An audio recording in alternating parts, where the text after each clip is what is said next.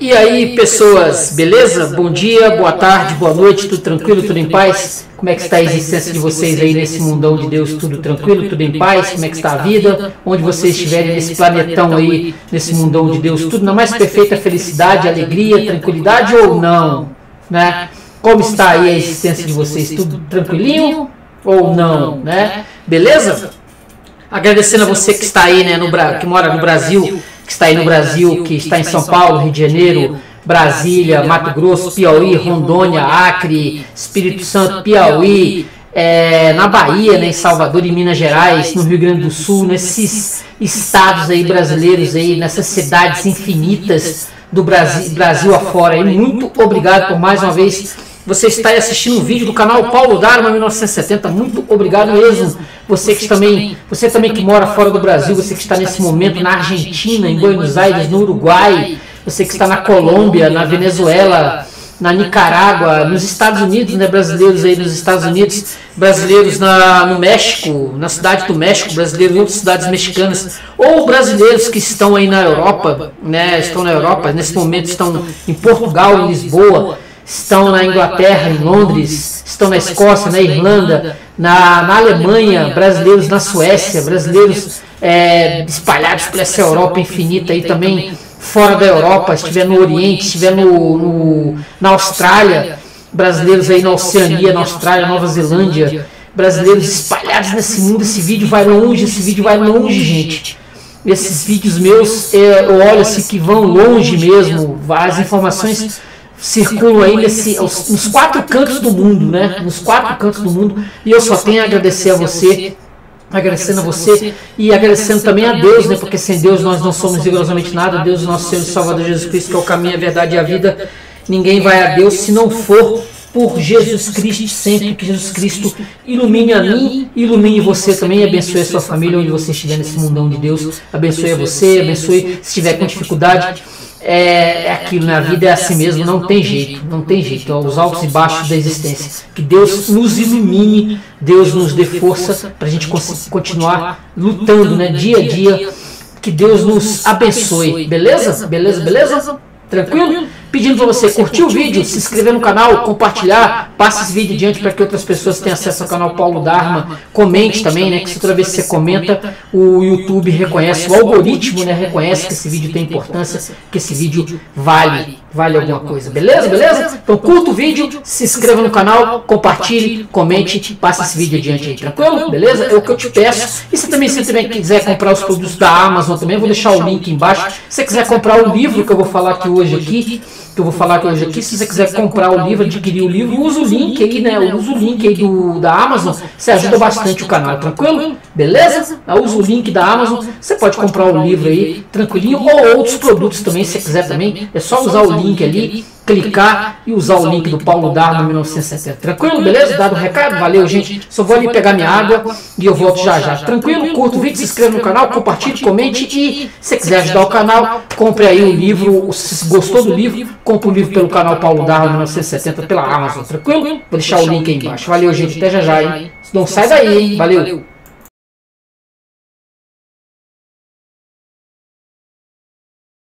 E aí, beleza? Tranquilo? Seguinte, há algumas horas, deixa eu tomar minha água, né, para deixar a garganta boa aqui. Há algumas horas eu concluí esta biografia aqui, Carl Gustav Jung, uma biografia do Frank McLean, da editora Record, né, como eles costumam falar. Esta edição aqui, que eu acabei de ler, né, eu tinha um tempo atrás, eu tinha feito um vídeo com a biografia do Freud, que foi esse aqui, né, do Peter Guy, e o Jung sempre foi um autor que eu sempre bati palma lá atrás, né, eu sempre bati palma, sempre li o material do Jung, e nunca fui fã do Freud, mas o Freud, talvez por ser mais acessível, por ele ter os livros circulando em tudo quanto é canto, o Freud, ele é realmente um indivíduo, ele fez história, né? Ele é popular, todos sabem, desde o sujeito lá do boteco até o cara do estádio de futebol, se você perguntar assim, o Freud, é o Freud, aquele psiquiatra aquele psicólogo, aquele psicanalista. As pessoas elas sabem do Freud, né? Já do Jung eu tenho lá minhas dúvidas se as pessoas realmente sabem. Inclusive eu frequento bibliotecas e costumo encontrar bastante material do Freud, as obras completas do Freud, mas do Jung eu já tenho lá minhas dúvidas se as pessoas sabem, né? Chega em biblioteca, tem biblioteca mais modestas, etc. Não as bibliotecas nacionais, né? Mas as bibliotecas mais modestas de prefeituras, elas não costumam ter material do Jung. Talvez eles não saibam, né? Vivam de doações e não saibam direito quem é o Jung. Mas o Freud, essa pessoa geralmente sabe. Ela já ouviu falar aqueles clichês, né? Só Freud explica. Quer dizer, o Freud ele é personagem de história em quadrinho, personagem de filme, personagem de peça de teatro. Já o Jung, ele tem aí alguns filmes que fizeram, né? Inclusive o Sabina Spiring, que eles fizeram um tempo atrás que eu assisti, né, no início do século XXI, que eu assisti. Mas o Jung não é, quer dizer que o Jung não é tão popular quanto o Freud, mas ele conseguiu. Mas esse psiquiatra suíço, nascido em 1875 e falecido em 1961, ele conseguiu, né? Ele conseguiu o seu lugar ao sol. Para a maioria das pessoas, o nome do Carl Jung perde apenas para o de Freud na psiquiatria. Como ele nasceu em 1875, ele foi psiquiatra suíço que treinou na clínica Burgosli, em Zurique, com Eugen Bleuler, e de 1907 a 1912 esteve intimamente associado ao Freud, ao Sigmund Freud. Seu primeiro livro foi publicado em 1902 e seu último livro, Memórias, Sonhos e Reflexões, que você está vendo aí na capinha, né? Foi publicado postumamente em 1961, ano de sua morte. Sua obra coletada ocupa 20 volumes. 20 volumes. Eu até selecionei aqui, né, as biografias do Jung.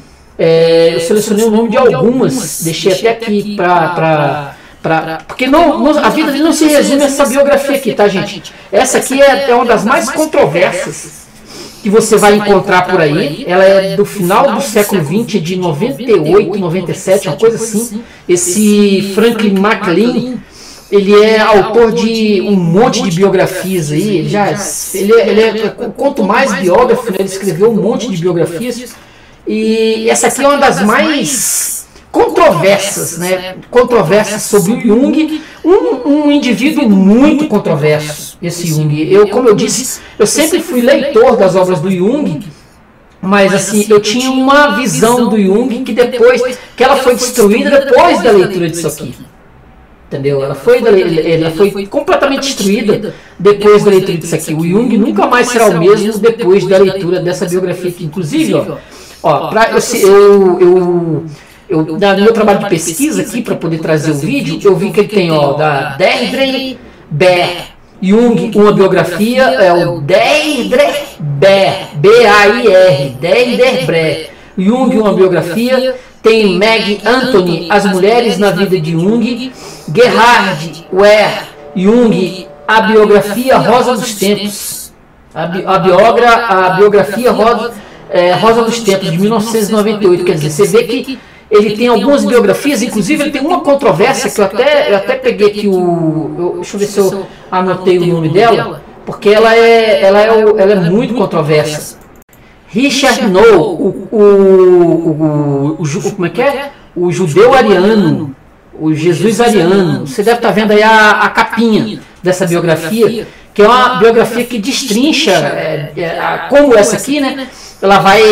Essa biografia é interessante porque ela vai trazer justamente a vida mais oculta ainda do Jung, além dessa aqui, desse Franklin McLean, que é assim, é interessante justamente porque ela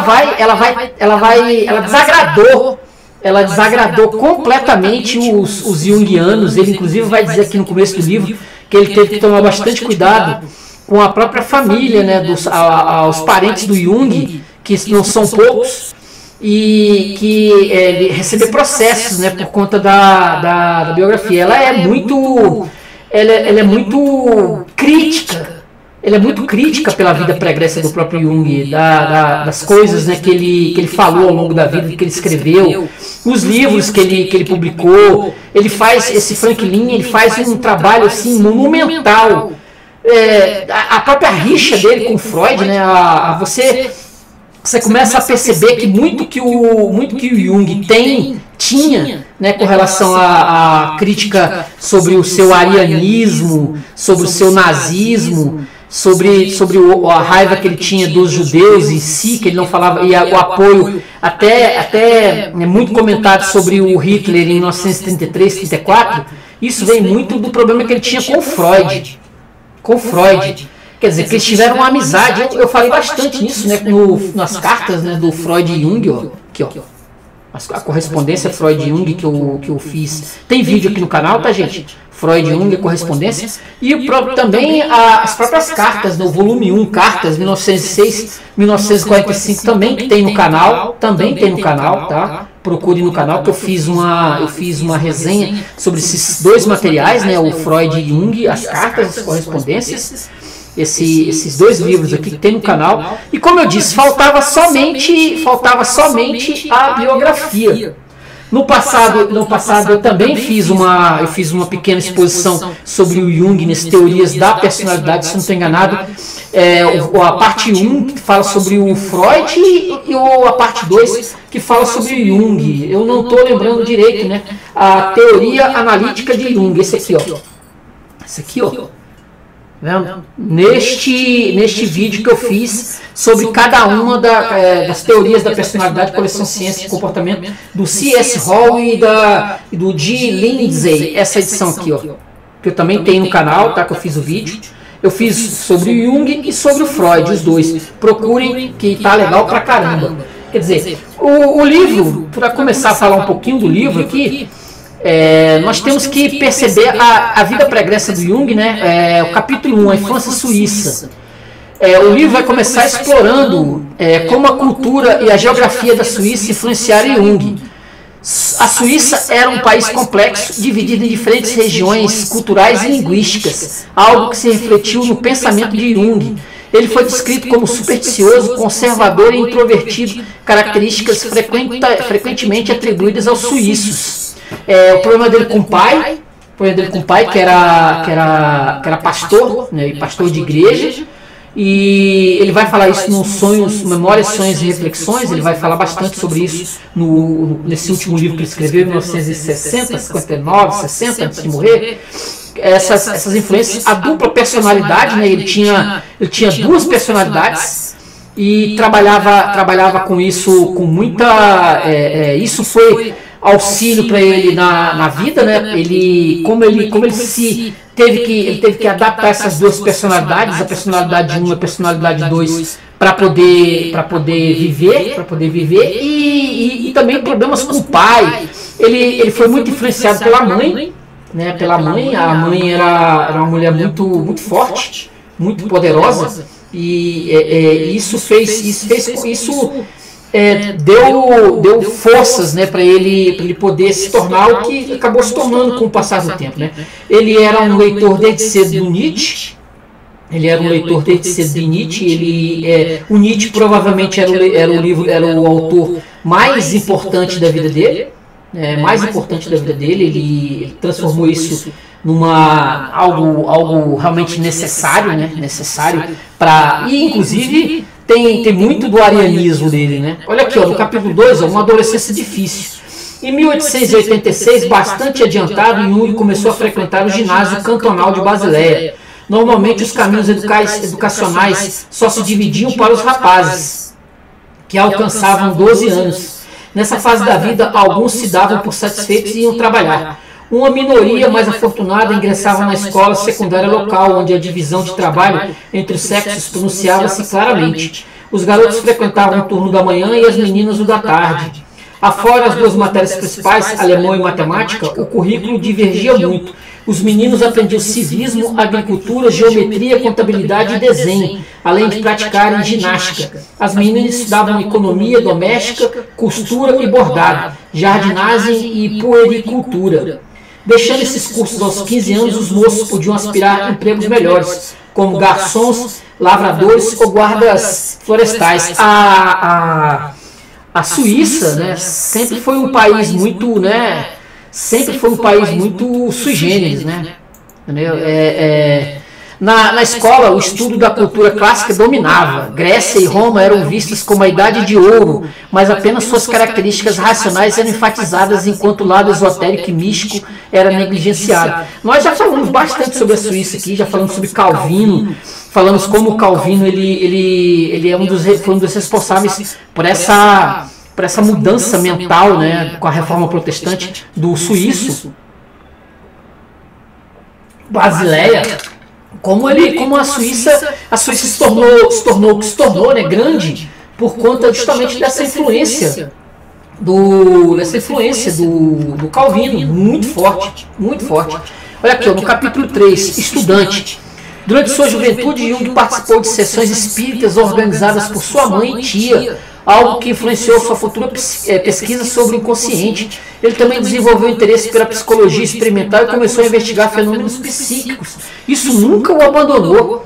Foi algo forte. Inclusive, eu acredito que seja uma das razões por ele ter abandonado também, ter tido atritos com Freud, foi justamente essa visão do místico nele, né? Essa visão do místico dele muito forte, e o Freud era um ateu convicto. A gente já falou sobre isso bastante, né? Freud era um ateu convicto, e isso chocou bastante. Eles começaram a trocar cartas por volta de 1906 e tiveram amizade até 1912. Olha aqui, ó, no capítulo, só para ver ainda nesse capítulo aqui, olha só aqui, ó. Jung produziu uma caracterização mesquinha de seu chefe ao atribuir-lhe um defeito que ele não tinha, que era o Bleuler, né? Negligenciar os pacientes em prol da pesquisa, ou só se interessar pelos sintomas que apresentavam para poder rotulá-los. Atitudes negadas por todos os que trabalhavam sob sua direção. Também é curioso que nas memórias o nome de Bleuler não seja mencionado uma única vez. Aparentemente, Jung revisitava a fúria do pai em todas as figuras paternas que conheceu. Bleuler, que é um dos homens que cunhou, né, a palavra esquizofrenia, se você não sabe, Bleuler, que ele era o diretor lá de Burgosli, que era o local onde o Jung passou a trabalhar depois de se formar uma espécie de hospital psiquiátrico, um hospital, né, uma casa um hospital psiquiátrico, pode dizer assim, que ele aí começou a trabalhar e escrever as coisas dele, né? Começou a escrever esse aprendizado em Burgosli, né? Ao entrar no hospital psiquiátrico Burgosli em Zurique, Jung começou a trabalhar com Eugen Bleuler, que influenciou sua pesquisa sobre esquizofrenia. Lá ele também realizou experimentos de associação de palavras que impressionaram Freud e levaram ao início de sua colaboração. Como eu falei aqui, mas ele tinha um problema com o Bleuler, que o Bleuler era contra a bebida alcoólica. E isso trazia, de certa forma, alguns atritos, né? Olha só, em 6 meses, Jung leu 50 volumes do Allgemeine Zeitschrift for Psychiatrie e estudou a recém-publicada interpretação dos sonhos de Freud, tudo por ordem de Bleuler. Mesmo julgando alguns aspectos metodológicos passíveis de crítica, ele corroborava a teoria ocupacional, que atribuía a pacientes aparentemente irresponsáveis em cargos de grande responsabilidade. Trabalhava-se duro para evitar que se institucionalizasse, por isso eram mandados para casa se os progressos fossem suficientes. Os caras que estavam hospedados nesse Burgosli, depois de algum tempo eles eram mandados para casa, para poder, né, era tido assim, não vai ficar aqui muito tempo não, se você apresentar algum tipo de melhora, você vai para casa.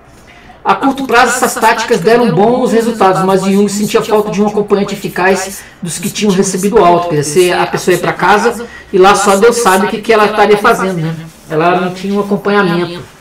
No capítulo 5 nós vamos ter sexo e casamento. Esse capítulo vai abordar a vida amorosa de Jung, incluindo seu casamento com Emma Jung e seu relacionamento controverso com Tony Wolff. O livro detalha como Jung defendeu o conceito de poligamia psicológica, acreditando que uma única parceira não poderia atender a todas as necessidades psíquicas de um homem. O Jung era um homem polígamo, totalmente. Ele tinha como vida a poligamia. Ele casou por dinheiro, Esse Frank McLean vai falar sobre isso, né? Ele vai casar, a mulher era rica, mas a mulher era rica, bonita, nova. O autor aqui isso vai trazer muita controvérsia, porque o autor vai dizer que ele casou somente por grana. Ele era um homem pouco afetuoso, ele teve vários filhos e pouco afetuoso também com os filhos. Quer dizer, ele tinha pouco amor pela Emma Young. Essa Emma Young, inclusive, ela vai se transformar também numa autora, né? Ela vai se transformar também numa autora e ela vai trabalhar também como Jung, né? Na psicanálise, na psiquiatria também. Ela vai acabar indo pelos próprios caminhos do marido, entendeu? Aqui, ó. Ela não vai deixar para trás, já que o marido não quer saber dela. Ela vai acabar por conta das funções do marido, né? Ela vai acabar também se transformando numa psiquiatra também. E vai escrever sobre isso, Mas ela morreu em 1955, 6 anos antes dele, já idosa, já, de câncer. Olha só das obras dele aqui, ó. Livros do próprio Jung, né? Obras reunidas dão uns 20 livros do Jung. Extratos de obras, palestras, seminários lá no Instituto Federal Suíço de Tecnologia, cartas a Freud, como já falei, a Hermann Hesse, a Heidi Weiss. Jung escreve sobre alquimia, sobre o mal, mitologia, comentários de Jung sobre o I Ching. Aqui, esse livro aqui, ó, que vai falar na obra aqui, ó, que vai ter o prefácio dele, do Richard Wilhelm, esse aqui do I Ching também.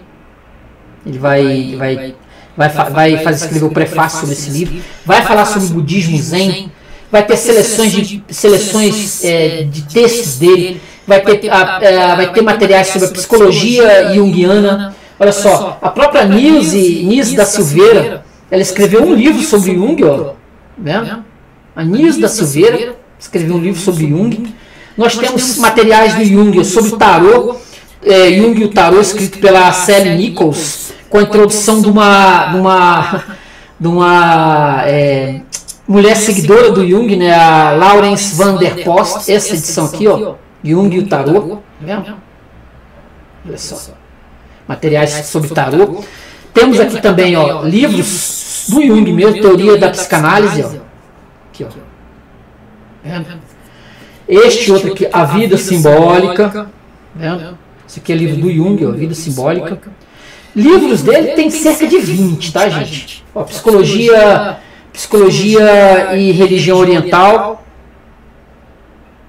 Psicologia e religião oriental. Sincronicidade. Isso aqui eu selecionei alguns. Como eu falei, são cerca de 20. Não dava para trazer tudo para cá, né? Olha aqui, ó. O Homem e seus símbolos. Esse aqui é um dos famosos dele, ó. Olha aqui, ó, a contracapa. Vou abrir um pouco só para vocês terem uma ideia.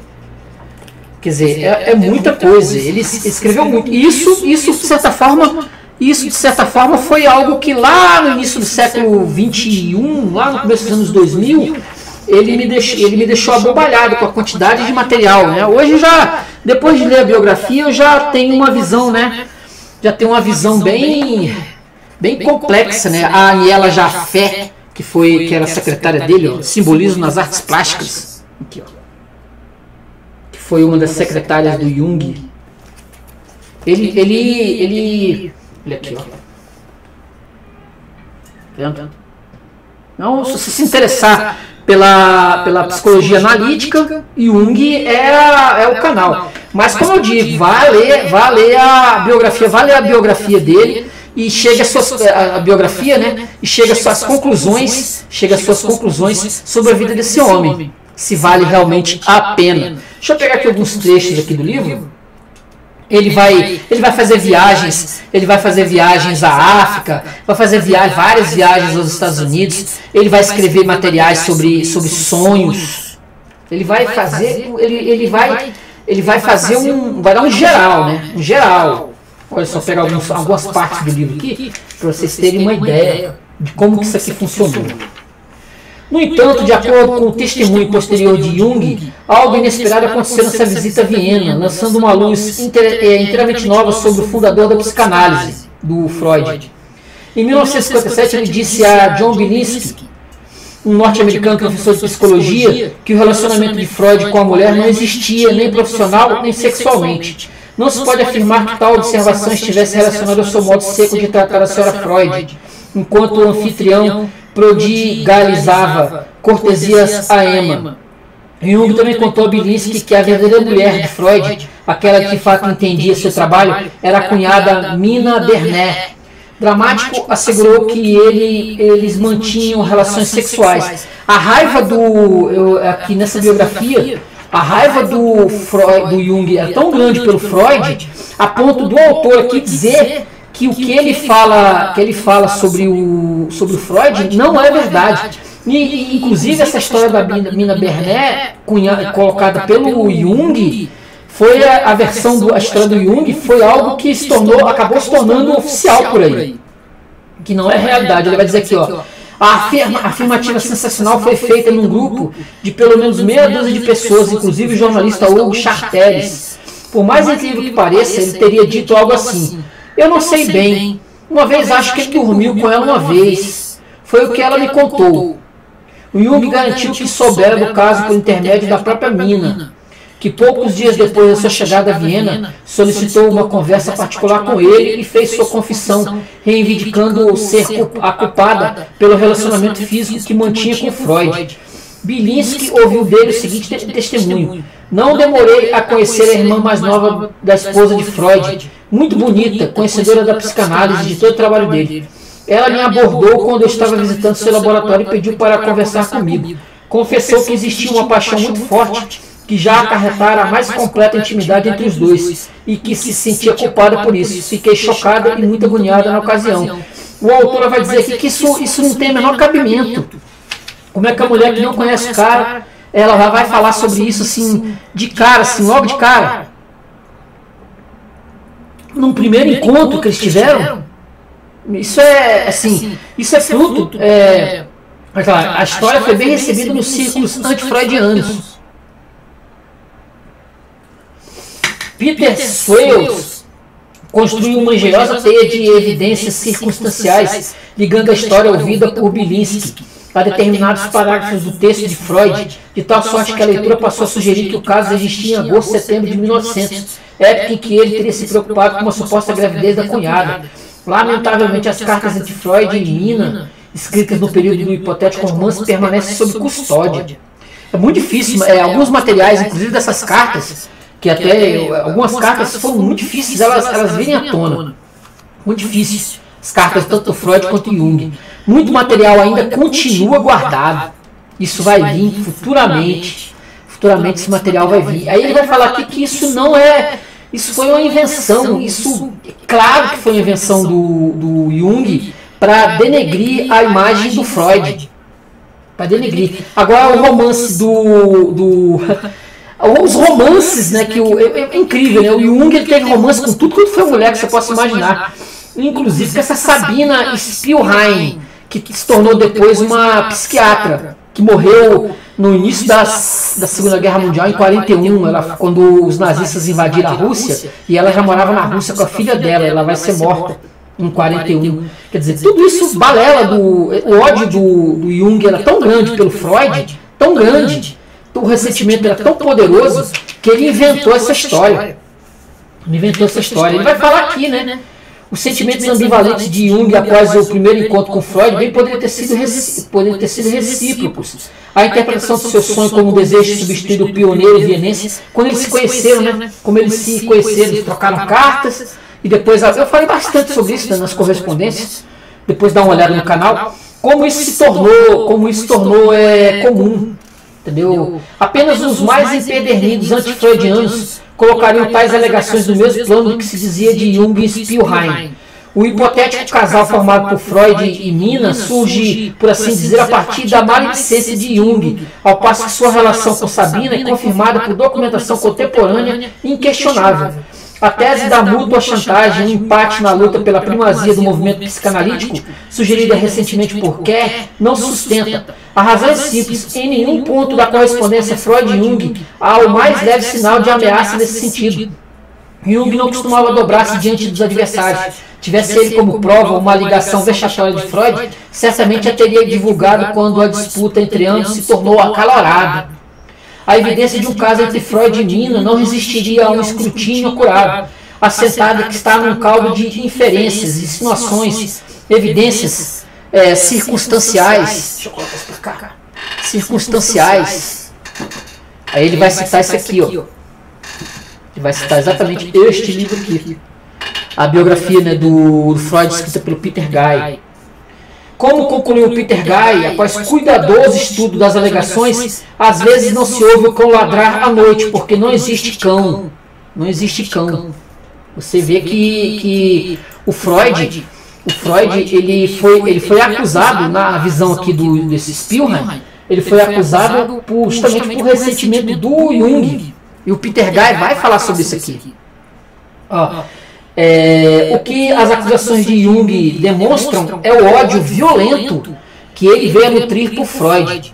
Caridosamente pode-se sugerir que, ao fazê-las com 81 anos de idade, suas faculdades mentais já estavam prejudicadas e sua memória falha. E inflexivelmente comprometido em negar que essa seja a verdadeira explicação, Kerr comete talvez uma escorregadela reveladora ao afirmar que Jung, na época, tinha apenas 71 anos. Tinha 80, né? Tinha 80. E aí eles vão ter essa amizade. Essa amizade vai durar até 1912 e assim, nunca mais eles... Nunca mais. Isso, cada um disputando, né? O Jung disputando por um lado, o Freud por outro. Entendeu? O Freud por outro. O casamento das... olha só, para Freud, o ganho mais importante da viagem, quando eles viajaram para os Estados Unidos em 1909, fora a conversão de Putnam total e definitiva, embora ele tivesse evitado, descrevendo-o como um velho. Jung sofrera consequências mais brandas, ainda que profundamente marcado por William James. Mencionou seu nome em todas as palestras que no futuro proferiu nos Estados Unidos, especialmente em Fordham no ano de 12 e em Harvard em 36. O casamento das concepções dos dois, Freud e Jung, né, não foi mera associação de ideias. Tão diferente na aparência, ambos possuíam inúmeras semelhanças e pontos de convergência. Eram protestantes, que é o William James, não o Freud, não, William James. Eram protestantes desviados, presos entre a dúvida e a crença, atraídos tanto pela ciência quanto pela religião e empenhados em sintetizá-las de alguma maneira nova. Opunham-se ao que chamavam de monocausalismo sexual de Freud. Preocupados com o problema do pai, sofreram crise de identidade na juventude e colapsos na idade adulta, segundo Erik Erikson. A filosofia tardia de James se tornou simultaneamente uma continuação e uma abrogação da filosofia de seu pai. Fascinava-os o oculto. Leonora Piper, a famosa médium de James, fazia pedant com Helene Preiswerk. No nível filosófico, abraçavam os pontos de vista do empirismo radical, afirmando que a dualidade sujeito-objeto estavam mal colocadas e que uma distinção igualmente rígida criara a oposição mente versus matéria. Aqui as diferenças, né, que o autor vai colocar entre o Jung e o escritor William James. Deixa eu pegar aqui mais um pedaço, mais um outro capítulo aqui, ó. Deixa eu ver aqui. Eles pegaram bastante, né? Ele vai pegar bastante, vai falar aqui, ó, no capítulo 10, sobre a racha, né, que houve entre o Freud e Jung. Ele vai escrever bastante sobre isso. Isso é bastante falado, né, na obra do Peter Guy, e também tanto nas correspondências também. Você tem um geral, né, sobre essa... Porque aqui ocupa pelo menos umas 200 páginas do livro, essa convivência do Jung com Freud. Aquele caso do desmaio.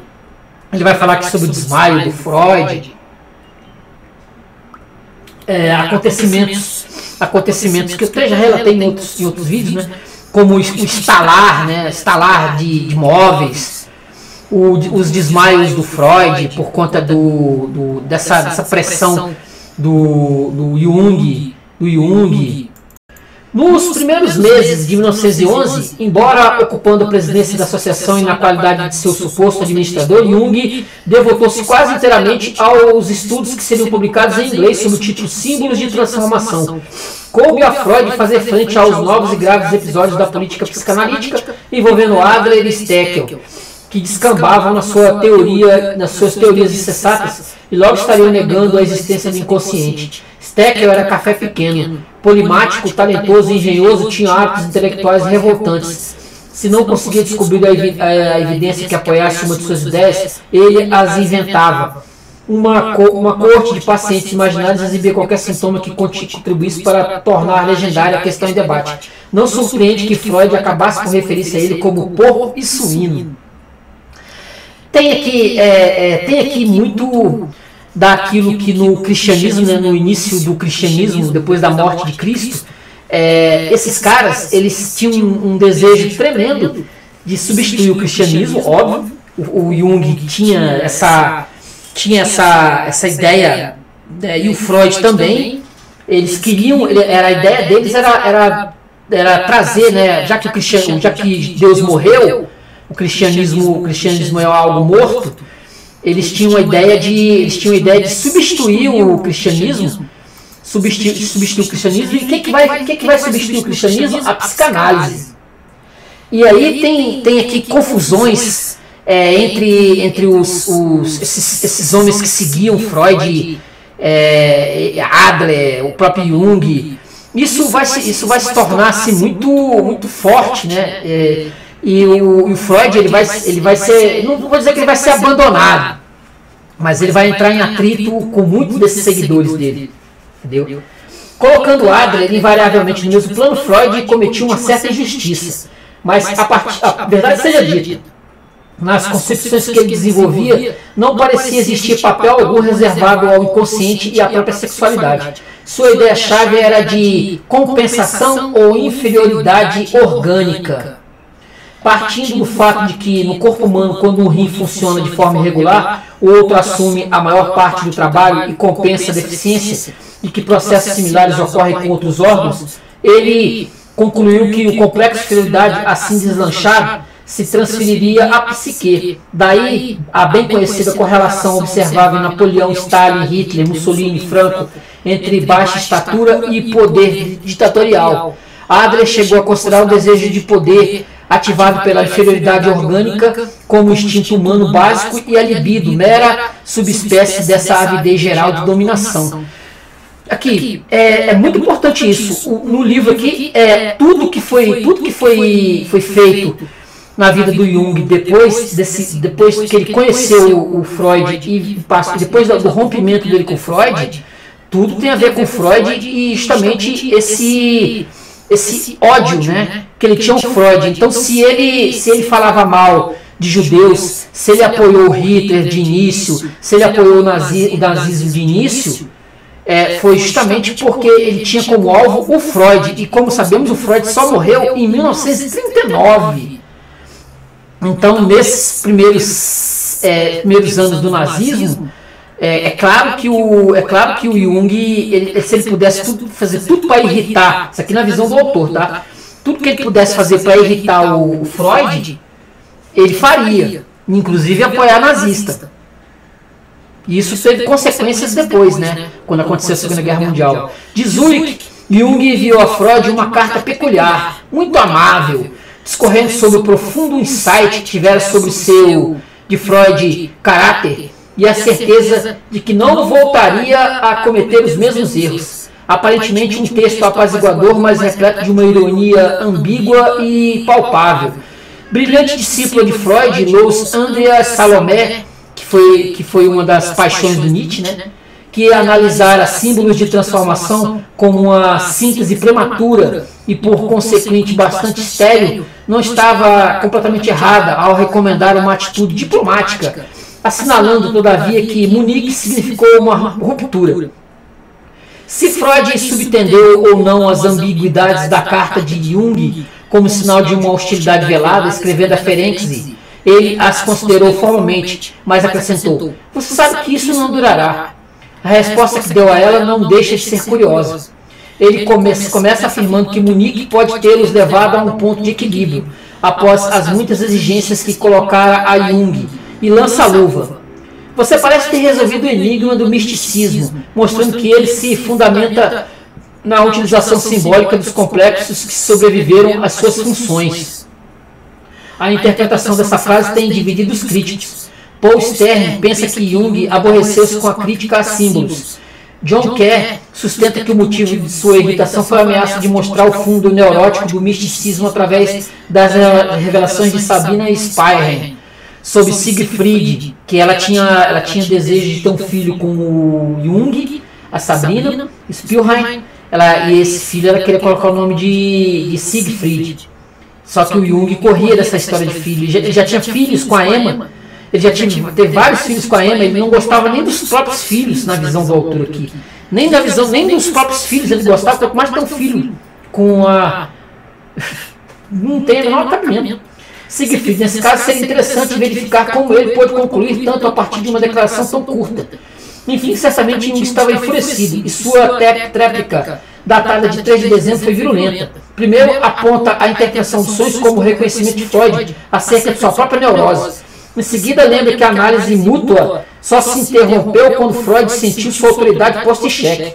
Finalmente, lançou o recto, que até hoje constitui um dos argumentos prediletos dos críticos da psicanálise.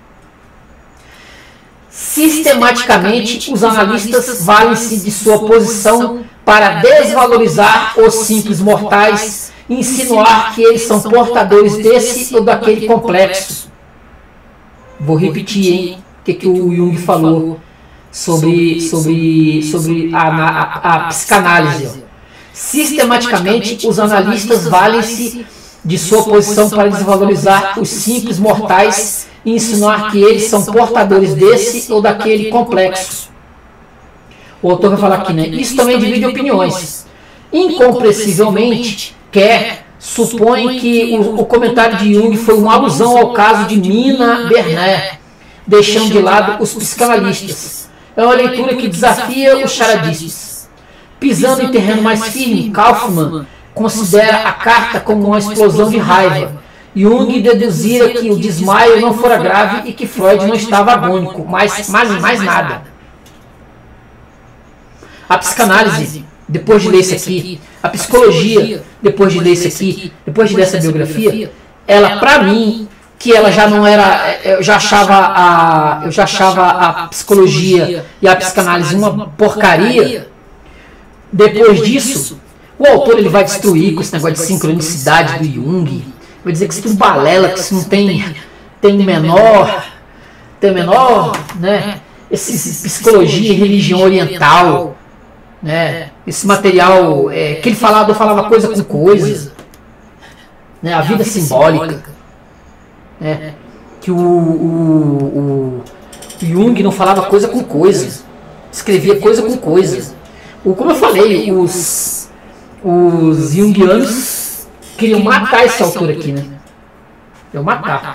Após ter se recuperado inteiramente do interlúdio psicótico de 13 e 18 que o Jung teve, depois do rompimento com Freud, ele passou entre 1913 e 1918 completamente ruim, para dizer o mínimo, né? Ruim. Assim, completamente largado. Inclusive, eu fiz um vídeo. Eu procurei até o livro do Morris West aqui, né? O livro do Morris West. Procura aí no canal Morris West. Tem um romance muito bom do Morris West. Eu não estou lembrando o nome aqui, mas que fala sobre justamente esse período aqui entre de 1913. Ele pega uma mulher. É um romance, tá, gente? Ele vai analisar essa mulher, vai analisar os sonhos dessa mulher e vai ter um caso rápido com ela. Isso vai durar 1 ou 2 dias. Tá? É muito bom esse livro. Esse é um best-seller publicado nos anos 70 e 80. Tá? Eu não vou deixar o card, se eu me lembrar, eu vou deixar a fotinha aqui do livro do Morris West. Aí vocês vão procurar. Ele adotou uma rotina que caracterizaria seus dias em Cournet ao longo da década de 20, começando a trabalhar às 7h30, analisando 8 a 9 pacientes por dia, geralmente 3 vezes por semana. Alguns eram ricos e famosos. Em 1919, o romancista James Joyce, protegido da senhora McCormick, iniciou o tratamento. Ela o convencera a procurar Jung, comprometendo-se a pagar a análise. Joyce, no entanto, desprezava os psicanalistas e, sem esconder suas opiniões, referia-se a eles assim: nós, cartilaginosos velhos Sykes, fizemos nosso triste bocado sobre Alices, quando elas ainda eram jovens e facilmente freudianizadas, para elaborar a lei da Jangal. Aí o autor aqui vai explicar isso aqui, né? Na sua linguagem cifrada, Joyce escreveu Sykes, que se diz Six, para psicanalistas. Alice, tomando a menina personagem do conto de fadas de Lewis Carroll, por exemplo, de todas as jovens deslumbradas com o mundo da psicanálise. Por isso, freudianizadas e Jangal, que em inglês se pronuncia Yangal, brincando com o nome de Young, nota do tradutor, que o tradutor colocou isso aqui. A princípio recusou-se a ceder, mas teve de dobrar-se. Afinal, quando Edith McCormick, capataz rigorosa, cortou a doação que lhe destinava mensalmente, Joyce notou a falta no depósito nas suas contas bancárias e chegou a pensar que seu amigo de outrora, Otto Weiss, incitara a mecenas a tomar tal atitude, mas depois suspeitou de Jung, que por sua vez se ofendeu. O que ocorrera na realidade é que ele se irritara com a recusa do escritor e, indagado por Edith sobre qual o melhor modo de incrementar a produtividade de um prolífico protégé, sugeriu aplicar-lhe a medicina que Wolf Ferrari já tinha provado. Mais do que rápido, ela colocou em prática a insinuação. Aí o Jung vai analisar o James Joyce, inclusive também a filha. Vai falar aqui no livro que o Jung, a filha do o Jung, ele vai analisar a filha do James Joyce. O James Joyce mandou a própria filha, que tinha problemas mentais, para ser cuidada pelo Jung. Né? Isso aqui vai ser falado aqui no livro. Deixa eu dar mais uma pulada aqui, mais para frente. Deixa eu ver outra passagem aqui. Ó. Jung o pressionou a expor sua tese. E ele descreveu os brancos como pessoas possuídas por demônios. Se não parasse de interferir, porque falando no índio, tá? Quando ele conhece um índio norte-americano. Se não parassem de inferir na religião dos índios, logo veriam algo que os faria lamentar amargamente suas atitudes. Ele e os demais da aldeia podiam simplesmente não ajudar mais o Pai Sol em sua travessia diária pelo céu. Uma ideia absurda, talvez, pensou Jung, porém não mais do que imaginar a possibilidade de comunicação com o Ser Supremo através de orações ou com o pão e o vinho da comunhão podiam converter-se no corpo e no sangue de Cristo. Interessado particularmente nos cultos, Jung tentou repetir o truque que Santo Agostinho aplicara contra os mitralistas e disse a Moulstein Lake que Nosso Senhor não é o Sol, mas quem o fez. Falou do índio, né? O índio ficou indignado e apontou para o alto, descrevendo o astro rei, não como uma estrela, mas um Deus e um Pai, a fonte da luz, do fogo e de toda a vida. Quando ele vai ter esses contatos, ele vai falar isso no Sonhos e Reflexões, desse contato que ele teve com os índios, com essas tribos norte-americanas. Como eu falei também, quando ele vai para a África também, ele gostava de viajar, né? Viajar bastante. Olha só aqui, ó. Entre os 50 e 60 anos, eles se transformaram num terapeuta errático e explosivo, que perdia a calma com os pacientes com frequência, ou mesmo o interesse por eles, bastando que o caso não exemplificasse uma de suas teorias mais estimadas. Sua atração pelo sexo oposto e a estranha habilidade mediúnica que o capacitava a decodificar caráter e problemas alheios eram qualidades compensadas por outras mais sombrias. O amor por piadas prosaicas, contadas em momentos impróprios e dirigidas contra alvos que não as mereciam. Uma pronunciada aversão por qualquer autoridade que não fosse a sua própria. E uma violenta oscilação de humor, manifestada eventualmente na mesma seção entre a genialidade e a fúria, entre a arrogância do autoelogio e o laconismo. Muitas histórias e frases atestam sua mal velada hostilidade em relação a pacientes que não o interessavam. Às vezes, imagino que pessoas enfadonhas necessitam de tratamento mais urgente do que os loucos. Eram seus obter dicta. O próximo adulto normal que me aparecer simulando doença receberá um atestado de insanidade. declarou, esquecendo-se que seu próprio método encorajava tal comportamento. Certa ocasião, com o espírito típico do Groucho Marx, ele disse: mostre uma pessoa sã e eu a curarei. Bem, né? Como é que é? Se garantia, né? Se garantia. Olha aqui, ó. Embora Jung fosse filosoficamente indiferente, as ideias filosóficas o influenciavam muito, e muito. No caso dos arquétipos, os créditos óbvios pertencem a Platão e Kant, mas na noção de psique objetiva pode-se ouvir um eco do idealismo alemão, em particular da fenomenologia do espírito de Hegel. Individuação, a penetração ao nível do self por indivíduo, corresponde à sua autorrealização. O sistema de Jung, portanto, é uma versão psicológica da objetificação hegeliana, tendo substituído a versão materialista concebida por Marx. O dialético revelado na luta de classe cede lugar à interpenetração dialética dos opostos na psique. O tema que domina o pensamento de Jung é a revelação da psique objetiva ou inconsciente coletivo nas vidas dos indivíduos, na arte e na cultura. Daí as proposições, à primeira vista, surpreendentes que ele enunciou acerca dos grandes eventos históricos, considerando-os extremamente desimportantes, já que, em última análise, a única história verdadeira diz respeito à vida pessoal. Quer dizer, ele era contrário à ideia da história, como história. O famoso eu penso logo existo, né, cartesiano. Ele tinha muito de cartesiano também. Né? O self, o eu, as coisas só existem porque eu existo. A partir do momento que eu morrer, aí é outra história. Cartesiano, né? Jung era cartesiano. Deu para perceber isso aqui no livro. Como o autor, ele coloca isso aqui. Deixa eu ver outra passagem. Aqui, ó. A fama crescente de Jung como terapeuta e guru levou-o a manter contatos com muitas celebridades internacionais e suas famílias. Em 1919, Romola Nijinsky o consultou sobre a esquizofrenia do marido, o famoso bailarino Václav Nijinsky, que mergulhou na insanidade em 17. Nos anos 30, Alexander Woollcott, colunista e crítico feroz, apresentou-se para uma consulta. Segundo Edmund Wilson, Jung concluíra que Woollcott estava apaixonado por Arthur Marx, um boato maledicente por suposto. Mas mais repercussão alcançou a relação de Jung com James Joyce e sua filha Lúcia, como eu falei, né? Que o Jung ele vai tratar, ele vai ter, né? Aqui vai relatar exatamente sobre isso. Ó, Joyce aceitou o conselho de internar Lúcia num asilo privado em Zurique, sobre os cuidados de uma enfermeira, mas a análise da filha deixou-o irado e amargurado. Mais tarde, escreveu envergonhado sobre o reverendo Dr. Jung, e em conversa com Carola Gielion Walker, crítica de arte, referiu-se a ele como seu amigo e inimigo meu.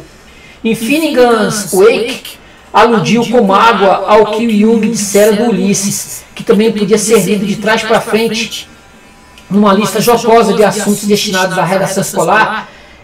Incluiu o tema: a coeducação de ânimos e ânima é indesejável?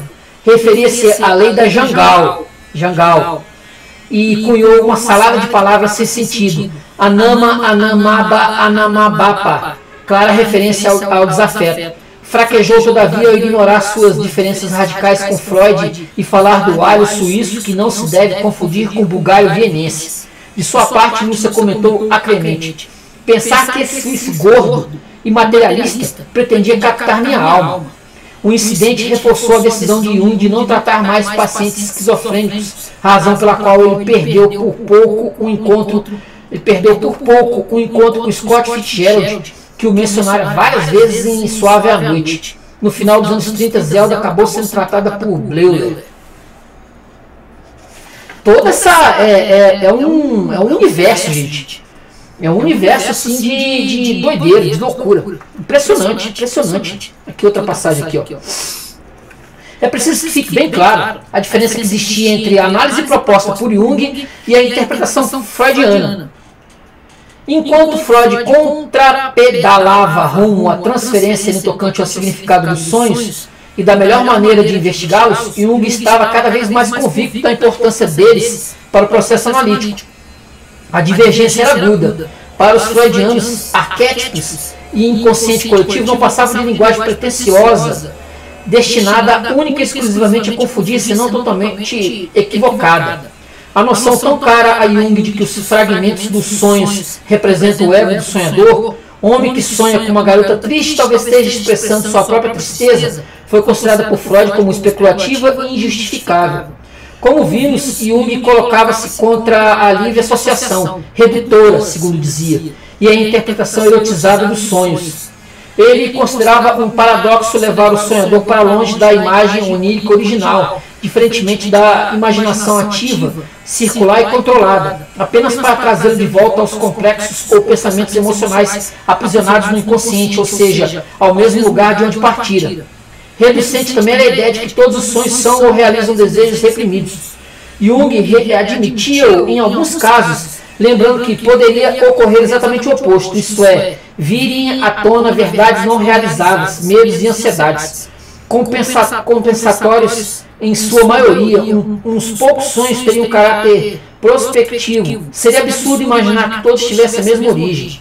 Para Jung, a mais flagrante das falácias freudianas consistia em considerar que o conteúdo manifesto dos sonhos mascarava um conteúdo latente. Ele atacou essa proposição várias e várias vezes, negando que fenômenos naturais, os sonhos, pudessem ser produções deliberadas ou arbitrárias, capazes de disfarçar, distorcer ou mentir. Argumentava que as teorias de Freud baseavam-se nas suas pacientes, cujos desejos só tendiam a induzir os analistas a erro.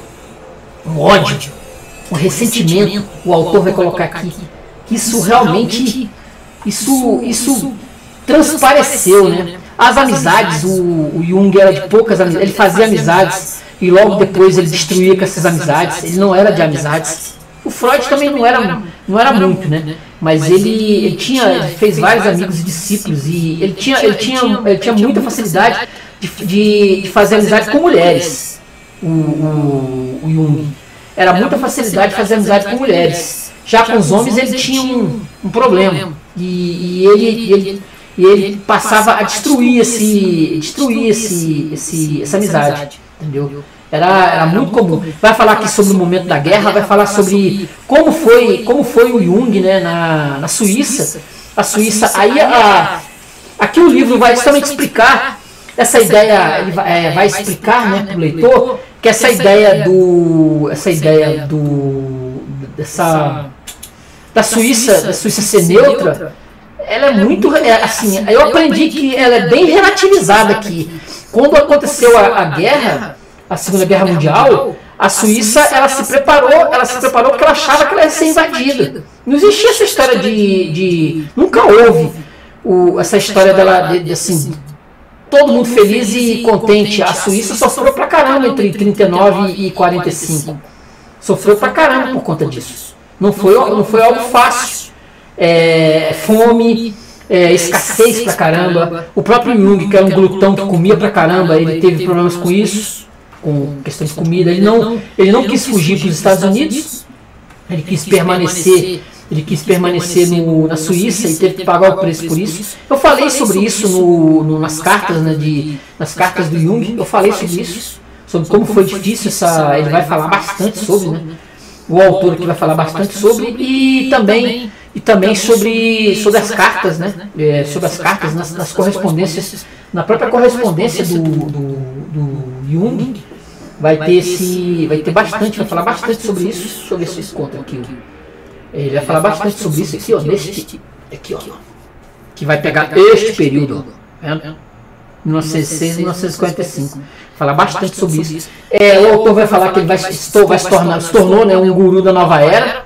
Ó, no curso de sua longa carreira, Jung nunca perdeu interesse pela parapsicologia e pelo oculto. Nos anos 50, porém, ficou claro que essa missão não foi resolvida. Tendo exposto, pelo menos para sua própria satisfação, as limitações do cristianismo, sua inferioridade em relação à alquimia e a inadequação de sua justificativa do mal, ele já podia dedicar-se às áreas sombrias que as religiões oficiais do Ocidente haviam reprimido. Assim, tornou-se um profeta aos olhos de todos aqueles que acreditavam em astrologia, numerologia, quiromancia, cultos orientais, magia branca e criaturas de outros planetas. Era uma verdadeira salada, né? Aqui, ó. Como eu falei, ó, um dos exemplos aqui. Ó. Eu tenho outros livros aqui de materiais que tem a ver com o Jung, ó, vendo? Jung e o tarô. Se você nunca estudou, se você nunca leu sobre Jung, nunca leu nenhum livro dele, ele é o zero desse tipo de material. Por isso que lá no início dos anos 2000, eu aprendi a jogar cartas de tarô, todo esse material por conta de influência do Jung. Eu sei mexer com essas coisas todas. Eu não faço mais isso, eu não abro mais carta, eu não mexo mais com isso. Mas é porque carta do tarô, o tarô de Marseille, eu aprendi a mexer com esses negócios por influência desse sujeito aqui, ó. Desse sujeito aqui. Eu fui mexer com material de ocultismo, tudo isso. Influência do Jung. Entendeu? Porque eu não gostava do Freud. Eu achava o Freud muito ateu. O Freud como judeu, ele não gostava da ideia de mexer com nada que fosse oculto. E o Jung é o zero disso. Vendo? O zero desse tipo de material. Aí eu fui mexer com isso lá nos anos... Vendo? Fui mexer com isso lá nos anos 2001, 2002. Como eu falei, eu aprendi a mexer com isso. Por conta da influência da leitura dos livros do Jung. Se você pegar, né? Eu também mexi também com o I Ching. Aqui, ó. Também. Com o I Ching também. Né? O livro das mutações, também com o I Ching.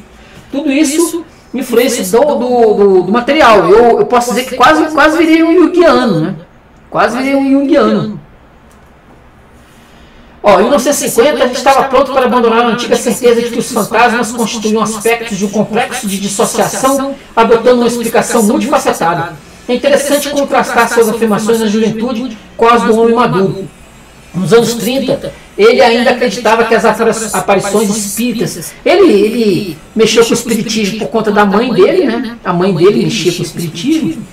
O pai era cristão, né? Pastor, e a mãe espírita.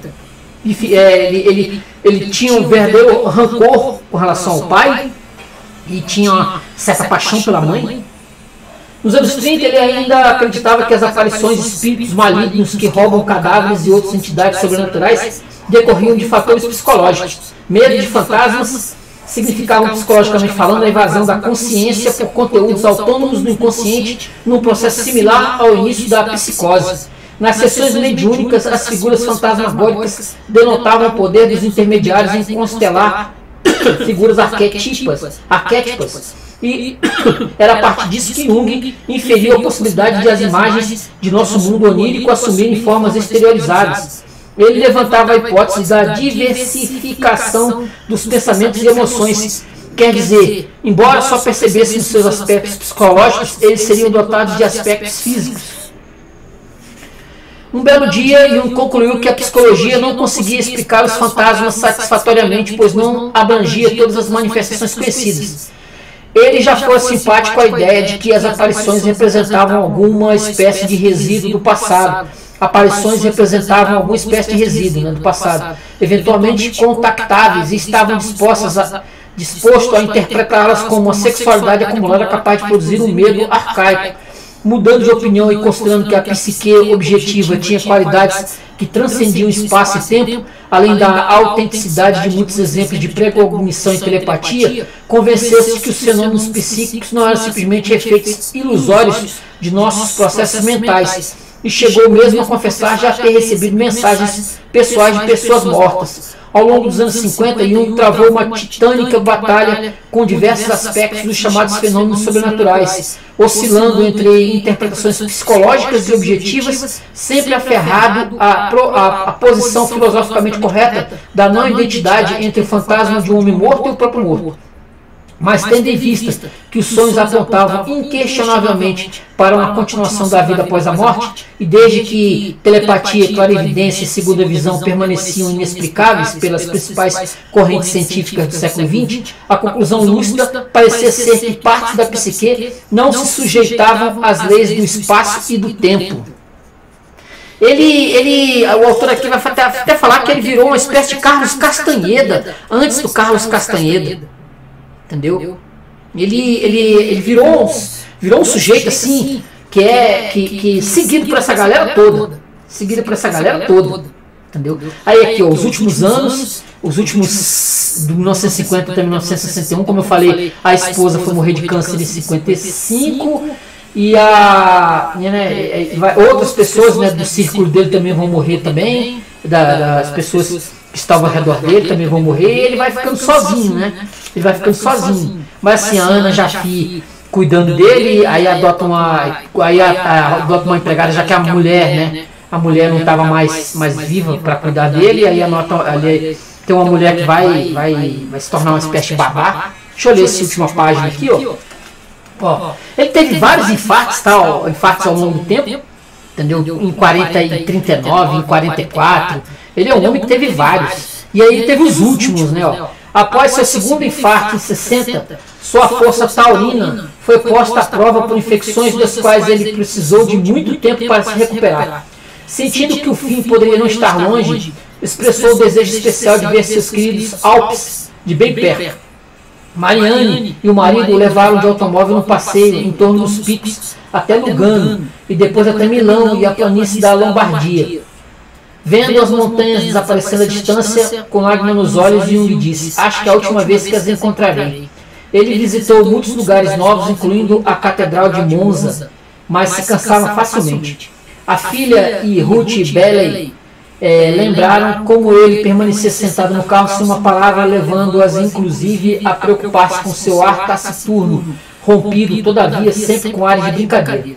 É sempre um prazer desincumbir-me dos deveres dessa associação. Ele cogitara de que fugir da morte rouba metade do significado da vida, mas se indagava se ela seria um objetivo digno de algum esforço. Sua equanimidade foi recompensada com um sonho premonitório em que viu uma outra boligem, banhada de luz, e uma voz que lhe dizia estar ela pronta para ser habitada. Muito abaixo do solo havia uma espécie de doninha ensinando seu filhote a mergulhar e a nadar. O sentido dessas imagens parecia claro. Era hora de passar para outro elemento e aprender um modo diferente de adaptação como o jovem furão. Como as árvores, de acordo com o simbolismo junguiano, significavam morte, seu último sonho registrado foi do tipo moribundo. Ele viu um grande e redondo bloco de pedra num lugar alto, desértico, com uma inscrição: você deve entender isso como um sinal de inteireza e harmonia. Havia um bocado de potes no lado direito de uma praça e um quadrado de árvores com raízes fibrosas e pequenos filamentos dourados cintilantes que nasciam do chão, cercando. Segundo sua interpretação, o símbolo da pedra redonda indicava integridade. Os potes conotavam jarros canopos nos quais o corpo desmembrado de Osíris fora armazenado, pronto para a ressurreição. As raízes representavam os aspectos invisíveis da vida. Em 17 de maio de 1961, contra todas as probabilidades, Jung sobreviveu a uma embolia, embora tenha ficado extremamente enfraquecido. O ataque cardíaco fatal acometeram no dia 6 de junho. Suas últimas palavras registradas dirigidas a Ruth Bailey: essa noite vamos tomar um vinho tinto realmente muito bom. Não chegaram a se realizar. Jung morreu às 3h45 daquela tarde. O funeral, na presença de numerosas pessoas, ocorreu na igreja paroquial de Kursnach. O reverendo Werner Mayer, pastor da comunidade, falou dele como um profeta que tinha sido capaz de conter a maré do racionalismo. Dois de seus discípulos, o teólogo Hans Schaar e o economista Eugene Bowler, pronunciaram eloquentes panegíricos. Cremado, suas cinzas foram depositadas no túmulo da família, no cemitério da cidade. Lá jazem os restos de Paul e Emily, de sua irmã Johann Gertrude de Emma, numa tumba que ele mesmo havia projetado com o brasão de armas da família e inscrições em latim.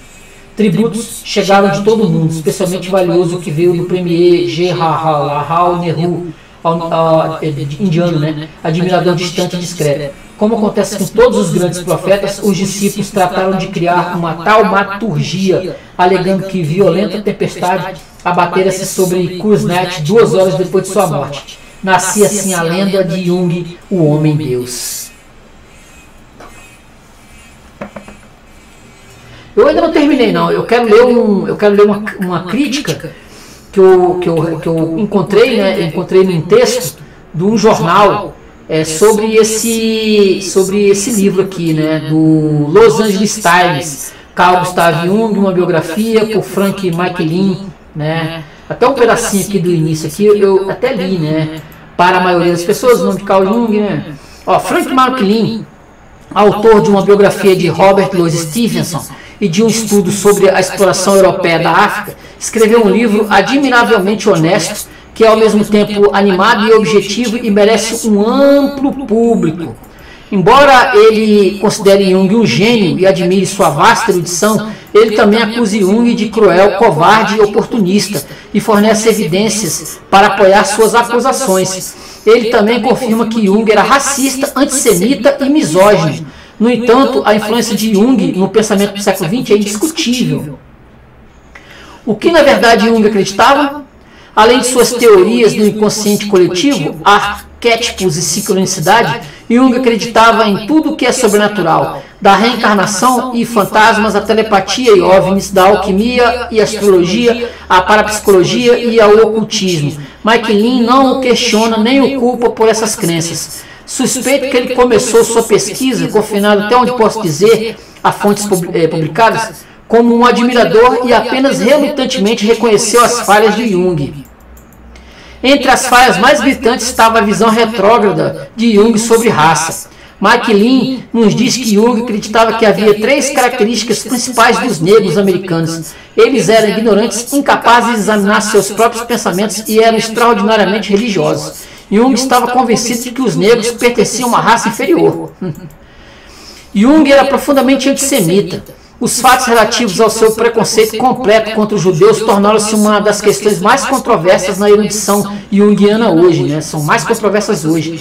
McLean aborda isso de forma clara e direta, ao explicar como alguns analistas lidam com a colaboração de Jung com os nazistas. Ele escreve que outros, em uma espécie de versão de "a política não deve ter nada a ver com esporte", dizem que está além da competência de um psicoterapeuta, mesmo um gênio, decidir sobre o que é certo e errado na política, e que Jung seguiu o procedimento terapêutico correto na tentativa de permanecer acima da briga. Mas a questão da Sociedade de Psicoterapia, da qual Jung era presidente, e da revista Zauntraublatt, a revista simpática às políticas nazistas editadas por Jung, não desaparecerá.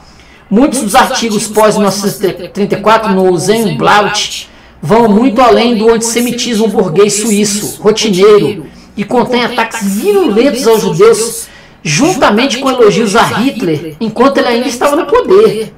Jung sabia tudo sobre os artigos posteriores e não fez nada.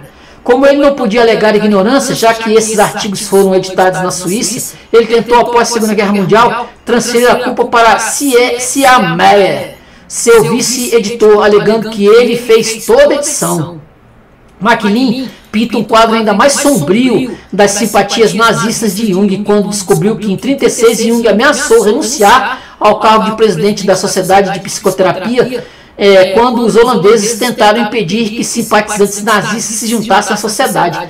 Como uma afronta calculada a seus críticos, no mesmo ano ele nomeou Hermann Göring como co-editor da Zauntraublatt.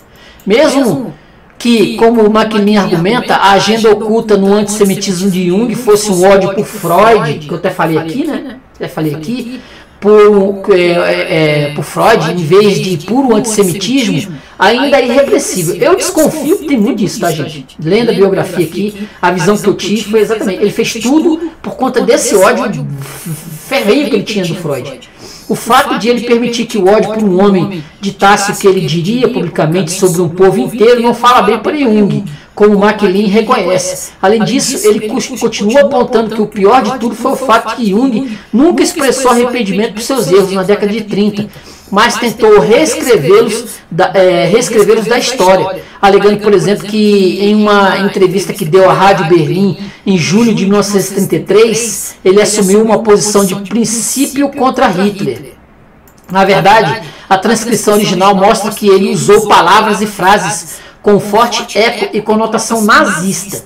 Jung também nunca retirou seus comentários aduladores sobre Mussolini, a quem ele admirava muito, insistindo que ele era uma figura religiosa arquetípica. Ele também era igualmente simpático ao Franco, espanhol. Jung pensava que a Segunda Guerra Mundial era um meio de se livrar da população excedente e que Hitler era um instrumento de Deus. Talvez a crença de Jung de que sua própria vida, como ele olhou para trás desde a velhice, foi a única que poderia ter sido, infectou sua visão da história, levando-o a acreditar que tudo é como deveria ser. Quando percebemos o quão perniciosa foi a influência que Jung provou ser sobre as pessoas mais próximas a ele, essa abordagem de sua própria vida evidencia uma surpreendente falta de autoconsciência. De acordo com MacLean, cada uma das reações de Jung com os homens foi um desastre, mas MacLean reserva alguns de seus julgamentos mais severos para o tratamento de Jung às mulheres. Foram as mulheres fatalmente atraídas por Jung que realmente sofreram. MacLean resume nessa frase dura, mas justa: em seu coração secreto, ele certamente sabia que havia destruído a vida dela, de sua esposa Emma e a de Tony Wolff, sua amante de longa data, tão completamente quanto era possível para um ser humano fazer por sua infidelidades habituais, sua frieza, sua crueldade e sua classificação de arquétipos de ânima sobre mulheres de carne e osso. O que ele fez com a esposa e o que ele fez com essa Tony Wolff. Essa Tony Wolff mereceu, tá, gente? Ela morreu com cerca de 60 anos, totalmente sozinha. O Jung abandonou ela, estava nem aí para ela. Nem aí, ele vai contar aqui no livro. MacLean acredita que Jung se casou com sua esposa por dinheiro. Ele parecia pouco interessado nos 5 filhos que tiveram juntos. Muitos de seus pacientes também se tornaram, alguns durante outros depois, fizeram terapia com Jung. Suas amantes, a mais célebre foi a psicanalista russa Sabina Spielrein, uma jovem bela e brilhante, estudante de medicina judia, sobre quem vários livros foram escritos. Jung escreveu uma carta aos pais dela, depois que eles foram informados por ninguém menos que a esposa de Jung, a Emma, que ele estava tendo um caso com Spielrein, na qual ele ousou dizer que pararia de dormir com ela se os pais lhe pagassem. Eu sugeriria que, se você deseja que eu cumpra estritamente meu papel de médico, você deve me pagar uma taxa como recompensa adequada pelo meu trabalho. Dessa forma, você pode ter certeza absoluta de que respeitarei meu dever como médico em todas as circunstâncias. Freud também se envolveu no confuso caso Spielrein e, antes do rompimento com Jung, ficou do seu lado acreditando que o relato de Spielrein sobre o caso era apenas uma fantasia erótica. Muitos dos apoiadores de Jung dizem o mesmo hoje, apesar da existência de suas cartas que deixam claro que Jung estava dormindo com ela. Pelo menos Freud transformou seu erro em um bom lindamente elaborado, um bom mote, né, lindamente elaborado. Uma magia incomparável emana de uma mulher de altos princípios que confessa suas paixões. Jung, como era seu costume, teimosamente se recusou a reconhecer que havia feito algo errado. Aí, esse livro, né? Como o Cristo Ariano de Richard Noll, que eu citei no começo do vídeo, né? Richard Noll lida com essas questões. A tese principal de Noll é que Jung se considerava um deus, que ele passou por um ritual real de autodeificação, que ele acreditava que estava em uma missão para salvar a alma do mundo e que seus discípulos foram enviados a ele para realizar serviços em sua nova religião, cumprindo assim seu próprio destino especial. Vale a pena refletir sobre esse ponto central. O autor do texto, né? Muitas vezes eu me perguntei por que tantas pessoas em análise com Jung sentiram que se beneficiaram de sua terapia. Jung, por exemplo, insistia em interpretar seus sonhos como resíduos arcaicos de símbolos religiosos, há muito perdidos de coisas sobre as quais nada sabia em suas vidas cotidianas prosaicas. Noll comenta que esse passeio selvagem do simbolismo mitológico foi de fato terapêutico. Isso ajudou a fazer com que suas vidas individuais e mundanas parecessem muito mais interessantes e até importantes em um nível cósmico. Obviamente é uma coisa inebriante ouvir que você é membro de uma ordem sagrada secreta e que o trabalho que você está fazendo acabará por redimir o mundo inteiro. Noll sugere que ele queria criar uma raça poderosa de seres humanos espiritualmente superiores. Mas como? E o que Jung estava disposto a fazer para chegar a esse ponto? Noll não nos avisa. Se essa percepção nos ensinasse mais sobre os outros defeitos de Jung, seria interessante. Sozinho não é. É possível que a crença de que ele era um deus esteja por trás de seu antissemitismo? Essa seria uma noção interessante de explorar se Noll tivesse decidido fazê-lo. Mas é precisamente ao escrever sobre a questão mais controversa da vida de Jung, seu possível envolvimento com os nazistas, que a tendência de Noll de ficar em cima do muro se torna mais evidente. Ele escreve que a grande maioria de seus discípulos o absolve disso. Outros se equivocam. A verdade está, sem dúvida, em algum lugar no meio. Entre o quê? Absorção e equívoco? Null não responde a essa pergunta diretamente, e é difícil dizer o que ele quer dizer. Mais tarde, na mesma página, ele escreve que Jung pode ter sido um alemão, Volks, e talvez antissemita, mas não há evidência de que ele tenha sido nazista. Uma página depois, Null cita Jung como tendo dito: "Você sabe, eu nunca gostaria de ter filhos de uma pessoa que tem sangue judeu." E ele ressalta que em 33 Jung disse a Michael Fordan, um discípulo inglês, que os judeus eram diferentes das outras pessoas e que deveriam estar vestidos com roupas diferentes, porque caso contrário, os confundiríamos com pessoas como nós. Quando os analistas judeus fugiram para Londres, seus colegas ingleses não judeus nem sempre ficaram felizes. Jung disse a seus discípulos ingleses que eles tinham direito de se sentirem inundados pelos judeus e que tinham bons motivos para temer o que seriam pegos em um pogrom iniciado pelos judeus.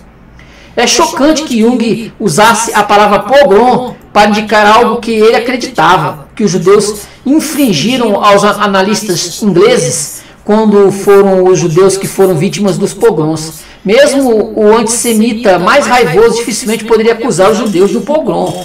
Null, em sã consciência, pode realmente perguntar se Jung era apenas antissemita? Essas citações do livro de Null contradizem sua afirmação de que não há evidência de que ele tenha sido nazista. Qual é a definição de Null de nazista? Ele quer dizer que, como Jung não era literalmente um membro do partido nazista, ele não era nazista? Os jungianos, em resposta à evidência do inegável antissemitismo de Jung, atribuem-no ao seu lado sombrio. Todo mundo tem um, dizem eles, mas nem todo mundo falaria como antissemita antes e durante a guerra. Então, em 45, logo após a guerra, fingiria que sempre esteve ao lado dos judeus. E Null não traz novos documentos para lidar com a questão incômoda e essencial de saber se Jung era antissemita ou não. Certamente, este não é apenas uma questão tangencial, mesmo para os propósitos da tese principal de Null. Também nunca levanta seriamente a questão do racismo de Jung ou de sua misoginia, ambos extremos. Você vê que o negócio é feio, né? O negócio é feio, né? O negócio é feio num grau. Eu ainda vou ler esse livro do Null ainda. Eu acho que ele não tem em português. Vou procurar esse livro por aí. O autor concluindo aqui, né? Sempre que uma exposição revela que um dos nossos heróis culturais é profundamente falho, sempre há defensores que argumentam que a vida não está necessariamente ligada ao trabalho crítico. Uma coisa é o trabalho uma coisa é o filme, outra coisa é o diretor. Uma coisa é o filme, outra coisa é o ator. Pode-se argumentar que o tratamento miserável de Picasso às mulheres em sua vida não afetou adversamente sua arte, ou que o ódio de Wagner aos judeus não tornou sua música pobre. Talvez alguns possam argumentar vida e arte possam ser separadas. Mas certamente quando se olha para um psicoterapeuta cuja arte é seu caráter e portanto sua vida, que tipo de vida a pessoa leva dificilmente é uma questão tangencial, pelo contrário, é essencial. No caso de Jung, pode-se discernir uma ligação direta entre a prática de sua psicoterapia e as decisões que ele tomou em sua vida. A essência do defeito da psicoterapia junguiana é a tentativa de evitar tocar nas questões mais concretas, mais relacionadas ao corpo e a um momento específico da história. A notória falta de interesse de Jung nas histórias sexuais de seus pacientes em suas histórias familiares não pode ser acidental. Jung não podia se dar ao luxo de exortar seus pacientes a examinar seus passados, pois precisavam evitar pensar em seu próprio passado manchado como estava pela colaboração com os nazistas. Que melhor maneira do que erigir um poderoso modelo teórico de psicoterapia, no qual o passado desempenhou apenas um papel menor? A psicoterapia de Jung era uma coisa conveniente atrás da qual ele podia esconder seu próprio passado intragável. Deixa eu ver o nome desse autor aqui, né? Não podemos perder o nome do autor, né? Quem escreveu esse texto aqui, deixa eu ver se eu acho aqui. Por Jeffrey Moussaieff Masson, judeu, né? Deve ser judeu. Escrito no dia publicado no dia 12 de outubro de 1997 na Los Angeles Times. Jeffrey Moussaieff Masson, com dois S, Masson com dois S. Gente, é um texto muito bom. Este livro é muito bom, tá? Vale muito você que gosta de psicologia, você que quer, né, ser um psicanalista, mexer com a psicologia analítica, né, junguiana, este é um livro muito bom mesmo. Como eu disse lá no início do vídeo, esse livro aqui, ele destruiu com as minhas ilusões com relação ao Jung, tá? E eu vou atrás de outras biografias, essa mesmo que eu citei, eu vou atrás eu vou atrás de outra biografia dele para complementar com essa aqui. Futuramente vou trazer aqui para o canal. Muito bom, gente, beleza? Curta o vídeo, se inscreva no canal, compartilhe, comente. Hoje eu dei uma geral aqui nas obras do Jung, nos livros dele, falei um pouquinho da vida dele, que é muita coisa, tá? O livro ele tem quantas páginas? 562 páginas de leitura, tá? Ainda tem uma parte aqui de índice, etc. Mas de leitura tem umas 560 páginas. Dá para ler de boa, em um mês você lê isso aqui de boa. Um livro muito interessante, vale a pena conhecer sobre o Carl Gustav Jung, da psicologia analítica, rival até a morte de Freud. Beleza, gente? Curta o vídeo, se inscreva no canal, compartilhe, comente. A gente volta semana que vem, se Deus quiser. Beleza, gente? Até lá, já já. Tchau, tchau. Obrigado.